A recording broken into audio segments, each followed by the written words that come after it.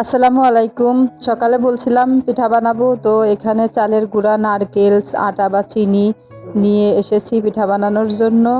আর হচ্ছে কড়াইতে তাল দিয়ে দিয়েছি। পিঠাটা কখনো বানানো হয়নি, আজকেই প্রথম ইউটিউব প্রশিক্ষণ।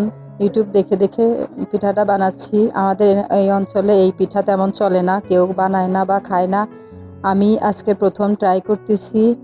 তো আপনারা দেখে কমেন্ট করবেন, আর যারা যারা আমার কাছে আছেন অবশ্যই বাসায় এসে খেয়ে যাবেন পিঠাটা। অনেক অনেক মজা হয়েছে।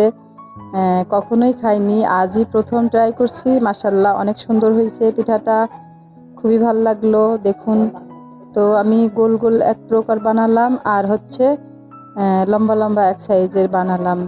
তো এগুলো সিদ্ধ করে নিতে হয়। আবার যারা এই পিঠাগুলো খায় তারাই বোঝে আসলে এই পিঠাগুলো কেমন। আমার কখনো খাওয়া হয়েছিল না, আজকে খেয়ে নিলাম।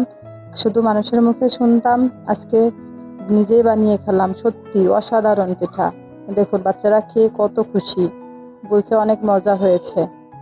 বাইরে প্রচুর বৃষ্টি, বাচ্চারা বিছানার চাদরটা নোংরা করে ফেলছে। উঠাইছি আর বিছানো হয় নাই, কিছু মনে করবেন না। বাই, আপনারা সবাই ভালো থাকবেন। আসসালামু আলাইকুম।